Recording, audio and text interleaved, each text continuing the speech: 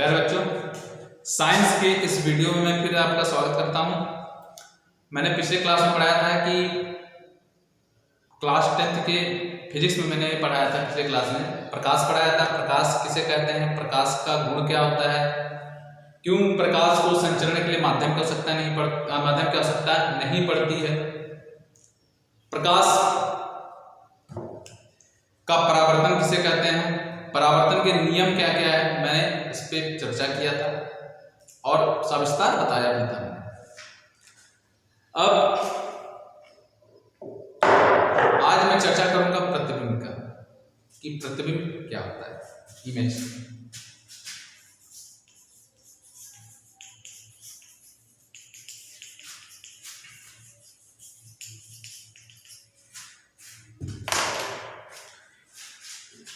प्रतिबिंब ये होता है कि दर्पण पे,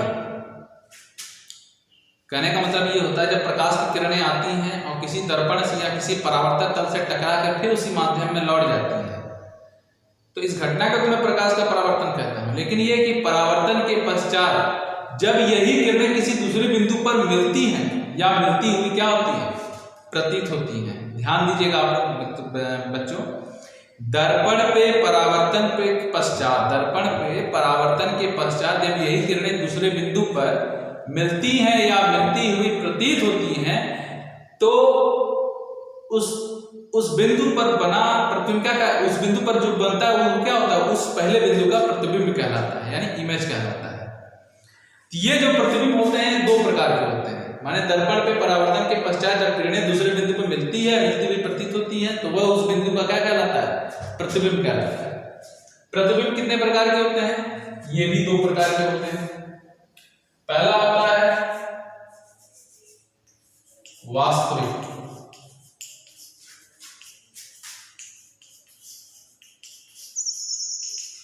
दूसरा होता है बच्चों आभासी। वास्तविक को अंग्रेजी में कहते हैं रियल इमेज और आभासी को कहते हैं वर्चुअल। वास्तविक क्या होता है, तो मैंने जब परिभाषा बताया था, दर्पण पे परावर्तन के पश्चात जब किरणें क्या होती है कि या तो दूसरे बिंदु पर मिल जाती हैं या मिलती हुई प्रतीत होती हैं, तो वास्तविक प्रतिबिंब का परिभाषा क्या है कि दर्पण से परावर्तन के पश्चात जब किरणें दूसरे बिंदु पर जाकर मिलती हैं तो बना प्रतिबिंब हमारा क्या कहलाता है, वास्तविक कहलाता है। दर्पण से परावर्तन के पश्चात जब किरणें दूसरे बिंदु पर मिलती हुई प्रतीत होती हैं तो बना प्रतिबिंब हमारा क्या कहलाता है, आभासी प्रतिबिंब कहलाता है। वास्तविक प्रतिबिंब क्या होता है, हमेशा उल्टा होता है। वास्तविक प्रतिबिंब की पहचान क्या है, ये हमेशा क्या होता है, ये हमेशा उल्टा होता है। और ये क्या होता है, हमेशा सीधा होता है। वास्तविक प्रतिबिंब किससे बनता है, वास्तविक प्रतिबिंब हमेशा अवतल दर्पण में बनता है और आभासी प्रतिबिंब जो है यह अवतल पे भी बनता है एक खास परिस्थिति में और सदैव उत्तल पे बनता है, उत्तल दर्पण बनता है। लेंस पे भी बनता है, बाद में चर्चा करेंगे। लेकिन वास्तविक प्रतिबिंब जो है अवतल दर्पण पे बनता है, आभासी प्रतिबिंब अवतल पे बनता है, उत्तल पे भी बनता है। अवतल में केवल एक विशेष परिस्थिति में बनता है और हमेशा सदैव किसमें बनेगा, उत्तल पे तो हमेशा बनेगा। तो वही हो गया, प्रतिबिंब हमारा दो प्रकार का हो गया, मैंने इसके बारे में चर्चा कर दिया। अब जो आगे हम चर्चा करने जा रहे हैं कि दर्पण कितने प्रकार के होते हैं। तो दर्पण जो हमारे होते हैं वो दो प्रकार के होते हैं।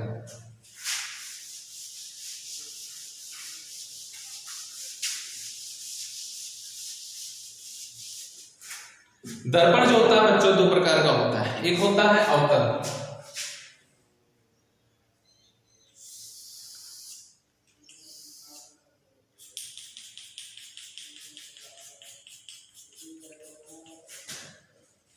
ये होता है बच्चों अवतल और ये होता है उत्तल।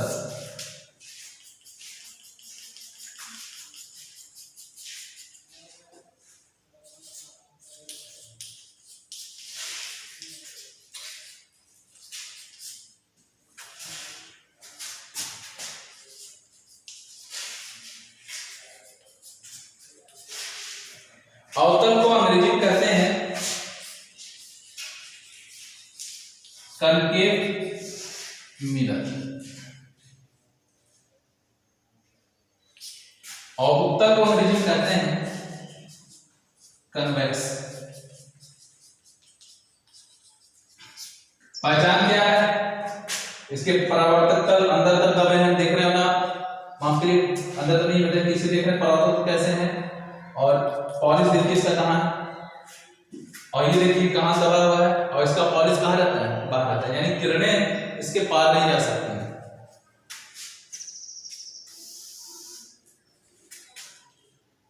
ये होता है पी, इसको बच्चों कहते हैं फोकस। फोकस एक ऐसी जगह होती है किरणें जब समांतर आती हैं तो उसी पे मिलती हैं, इसलिए इसको क्या कहते हैं? फोकस कहते हैं। और इसके आगे क्या होता है? सी। सी का मतलब होता है वक्रता केंद्र, और इसमें मुख्य अक्ष यहाँ है, फोकस यहाँ है, और वक्रता केंद्र कहाँ बच्चों? यहाँ पर है।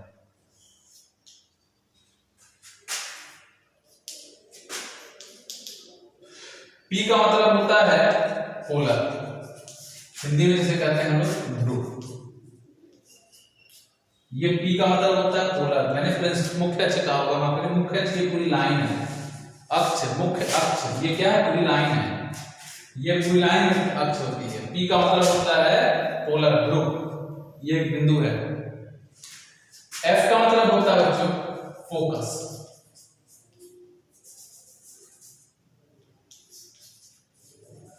फोकस। और सी का मतलब होता है बच्चों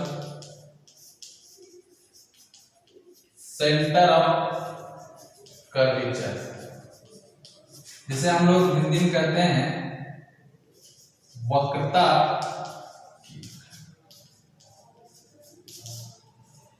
वक्रता केंद्र।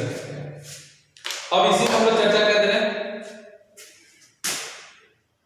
यहां भी देखिए पीएफ है, यहां भी देखिए पीएफ है, यहां भी देखिए पीसी है, यहां भी देखिए पीसी है, और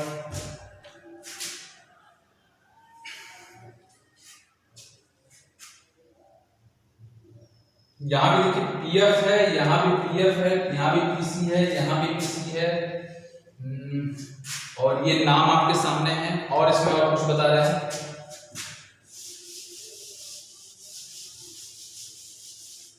इन दोनों दर्पण के बारे में कुछ और बता रहे हैं।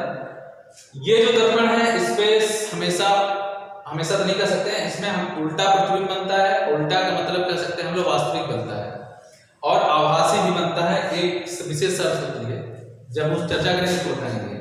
और ये क्या है? उत्तल दर्पण है। उत्तल दर्पण में हमेशा हमारा कौन सा प्रतिबिंब बनता है? हमेशा हमारा आभासी बनेगा और सीधा बनेगा। उत्तल दर्पण में जो वस्तुएं होती हैं यहाँ रखी जाती है, हमेशा ही रखी जाएगी, जबकि अवतल दर्पण में सारी वस्तुएं कहाँ रखी जाती हैं? यहाँ रखी जाती है। उत्तल दर्पण में सारी वस्तुएं इस तरफ रखी जाती हैं, अवतल दर्पण में सारी वस्तुएं कहाँ होती हैं? इस तरफ रखी जाती हैं। इसलिए पीएफ को क्या हम कहते हैं? फोकस दूरी कहते हैं। परिभाषा यह है कि ध्रुव से फोकस के बीच की दूरी को हम क्या कहेंगे? फोकस दूरी कहेंगे। ध्रुव से वक्रता केंद्र के बीच की दूरी को कहेंगे वक्रता त्रिज्या। ये भी देखिए वक्रता त्रिज्या ही है किसी, इसमें वस्तु को यहां रखा जाएगा, ओ डैश को माने ऑब्जेक्ट होता है बच्चों, इसको मैं यहां रख सकता हूं, वस्तु को यहां रख सकता हूं, यहां रख सकता हूं, माने रहेगा इसी तरफ। मान लो मैं यहां रख दिया तो हो गया हमारा, ये भी पीओ हो गया, माने ध्रुव से वस्तु की दूरी और ध्रुव से वस्तु की दूरी पीओ। तो इसलिए इसको हम क्या करेंगे? वस्तु की दूरी कहेंगे। क्या कहेंगे बच्चों? वस्तु की दूरी। अब प्रतिबिंब तो कहीं बनेगा, तो प्रतिबिंब बनेगा तो उसको हम लोग P I, I for image होता है, तो पी आई का मतलब होता है प्रतिबिंब की दूरी। इसको हम प्रदर्शित करते हैं पी आई से प्रदर्शित करते हैं। तो पी एफ का मतलब हो गया फोकस दूरी, माने ध्रुव से फोकस के बीच की दूरी को फोकस दूरी कहते हैं, ध्रुव से वक्रता के बीच की दूरी को वक्रता त्रिज्या कहते हैं। पीओ का मतलब होता है ध्रुव से वस्तु के बीच की दूरी को वस्तु की दूरी कहते हैं, या दर्पण मान लीजिए, क्योंकि जहां ध्रुव रहता है वहीं दर्पण रहता है। और प्रतिबिंब से, जो प्रतिबिंब जहां बन रहा है जिस वस्तु का, वहां से दर्पण के बीच की दूरी को हम कहेंगे दर्पण की दूरी, माने प्रतिबिंब की दूरी, माफ करिए प्रतिबिंब की दूरी, जिसको हम लोग पी आई से क्या करते हैं, प्रदर्शित करते हैं। अब अगला हम लोग पढ़ेंगे चिन्ह परिपाटी पढ़ेंगे। क्या पढ़ेंगे बच्चों? चिन्ह परिपाटी, माने साइन कन्वेंशन।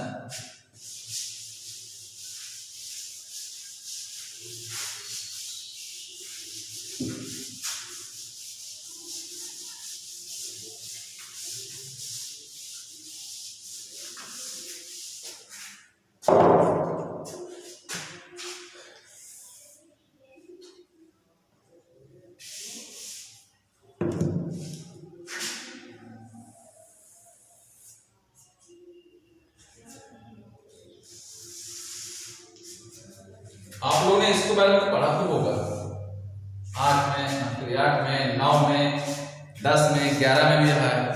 ये होता है कार्तीय तल होता है, लेकिन ये 10 का मैं बना रहा हूँ, वो लोग पढ़े होंगे 8 में, बाकी 11 वाले तो पढ़े होंगे, 12 वाले तो बहुत पहले पढ़े होंगे। ये बच्चों होता है कार्तीय तल होता है, ये प्रथम, ये द्वितीय, ये तृतीय, और ये कौन सा मान होता है? चतुर्थ चतुर्थांश होता है। ये अक्ष होती है, वाई अक्ष होता है, ये एक्स अक्ष होता है, ये एक्स अक्ष का प्लस होता है, ये एक्स अक्ष का माइनस होता है, ये वाई का प्लस होता है, वाई का माइनस होता है। ऊपर जाएंगे तो प्लस रहेगा, नीचे जाएगा तो माइनस रहेगा। आप दाएं जा रहे हैं तो प्लस रहेगा, बाएं जा रहे हैं तो क्या रहेगा, माफ करिए, इस तरफ जाएंगे तो प्लस रहेगा, इस तरफ जाएंगे तो क्या रहेगा, माइनस रहेगा। और हमेशा मूल बिंदु का निशान कितना होता है? 0 0 होता है। तो मैं आपको अगला पढ़ाने जा रहा हूं चिन्ह परिपाटी, जिसे अंग्रेजी में कहते हैं, हिंदी में कहते हैं चिन्ह परिपाटी।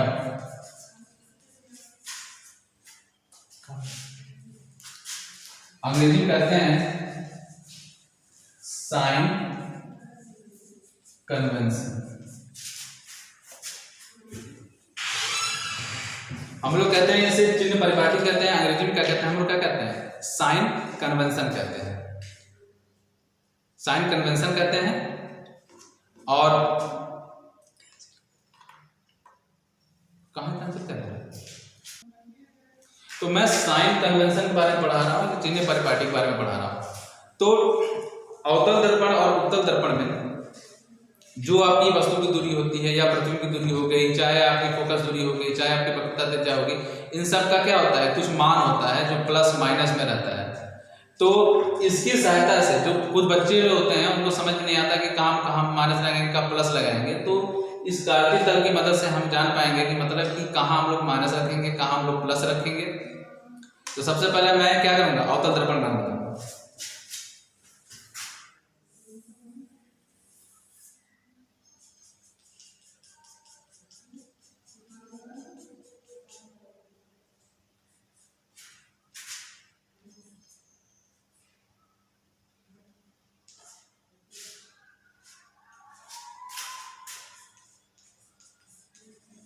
सबसे पहले पीएफ माने फोकस दूरी, अगला है पीसी,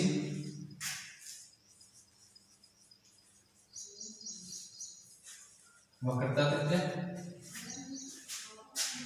उसके बाद वस्तु इसी तरफ रखी रहती है। तो मान लो वस्तु यहां रखा हुआ है, यानी पीओ यानी वस्तु की दूरी। इसका इमेज कहीं ना कहीं बनेगा,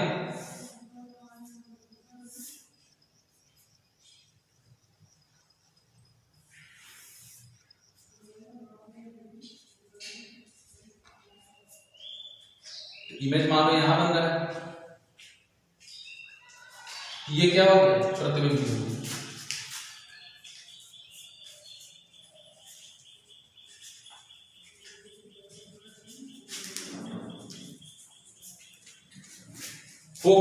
हम लोग F से प्रदर्शित करते हैं।